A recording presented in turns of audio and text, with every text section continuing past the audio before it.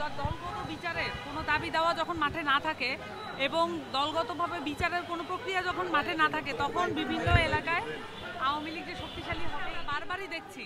মাহফুজ আলমের উপরে হামলা হয়েছে, এখন আবার দেখছি যে আখতার হোসেনের উপরে হামলা হয়েছে, এবং কিছুদিন আগে আপনারা দেখে থাকবেন আমাদের যে অস্থায়ী কার্যালয় বাংলা মোটরে, সেখানে নিচে আখতার হোসেন দাঁড়ানো অবস্থায় সেখানে ককটেল বিস্ফোরণ করা হয়েছিল। এরপরে আরও 3বার ককটেল বিস্ফোরণ হয়েছে, কিন্তু এই ককটেল বিস্ফোরণের পিছনে মূল হোতা কারা, তাদেরকে আমরা গ্রেফতার হতে দেখি নাই। যখন বারংবার এই ধরনের আইনশৃঙ্খলা পরিস্থিতি হ্যাম্পার হয় এবং তারপরে যখন বিচারের আওতায় কেউ না আসে, এটার একটা সুযোগ তৈরি করে দেয় পরবর্তী যে আক্রমণ, সেটাকে একটা সুযোগ তৈরি করে দেয়।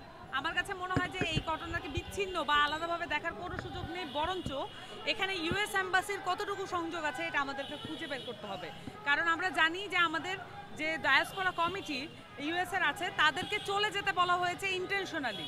কেন তাদেরকে চলে যেতে বলা হলো, কেন তাদেরকে ওখান থেকে জেএফকে এয়ারপোর্ট থেকে তাদেরকে বিতরণ করা হলো, কেন তাদেরকে বলা হলো, মিথ্যা তথ্য দেওয়া হলো যে আমাদের যে আখতার হোসেন এবং তাসনিম জারা সহ অন্যান্য যে রাজনৈতিক ব্যক্তিবর্গ সকলের জন্য প্রোটোকল রেডি আছে, এই মিথ্যা কথা বলে তারপরে আওয়ামী লীগের জন্য এই সুযোগটা করে দেওয়ার কারণটা কি, এইটা আমাদেরকে খুঁজে বের করতে হবে। এটাকে খুব নিষ্পাপভাবে দেখার কোনো সুযোগ নেই, বরঞ্চ আমাদেরকে এটা বাংলাদেশের এই মুহূর্তের রাজনৈতিক প্রেক্ষাপট অনুযায়ী আমাদেরকে দেখতে হবে। মূলত আমি যেটা মনে করি যে এনসিপিকে যেভাবে অ্যাটাক করা হচ্ছে বিভিন্নভাবে বাংলাদেশের অভ্যন্তরীণ স্ট্যাবলিশমেন্টের জায়গা থেকে, এটার একটা এক্সটেনশন আমরা আজকে ইউএসএতে দেখতে পেলাম। এর আগেও মাহফুজ আলমের উপর হামলা হয়েছে, কিন্তু একদম এনসিপির একজন কেন্দ্রীয় সদস্য সচিব এবং তার মতো একজন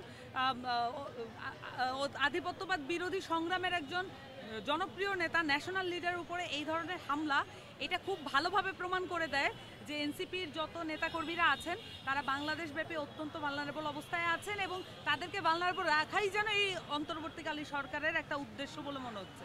এবং সেই সাথে আমরা দেখলাম যে প্রোক্লামেশনটাকেও যেভাবে ডিলে করা হয়েছে এবং একটি দলীয় এজেন্ডাভুক্ত একটি ঘোষণাপত্রে পরিণত করা হয়েছে, সেইগুলো কিন্তু এই প্রেক্ষাপটগুলো তৈরি করার জন্য এগুলো ইনস্টিগেটর হিসেবে কাজ করেছে বলে আমি মনে করি। তো এগুলোকে বিচ্ছিন্নভাবে দেখার কোনো সুযোগ নেই। আর এস্টাবলিশমেন্টের যে সংযোগ, এটার কারণ হচ্ছে তারা পূর্বে একটা এই স্টেটকে সরকার হিসেবে চালিয়ে অভ্যস্ত ছিল, এই কারণে তাদের কাছে ওই গুরুত্বপূর্ণ অ্যাসেটগুলো আছে এবং তাদের সাথে বোঝাপড়া করা, সমঝোতা করা অনেক বেশি সহজ। কিন্তু এনসিপি যেহেতু গণঅভ্যুত্থানের দায় নিয়ে রাজনীতি করছে, তাদের সাথে ওই যে সমঝোতা করা, সমঝোতার টেবিলে বসে বার্গেনিং করা, সিট নিয়ে নেগোসিয়েশন করা, এই জিনিসটা পেরে উঠছে না। আমার কাছে মনে হয় যে এই যে পেরে না উঠা, এইটাকেই বরঞ্চ আমরা আরও মোটা দাগে দেখতে পাচ্ছি এইসব হামলা।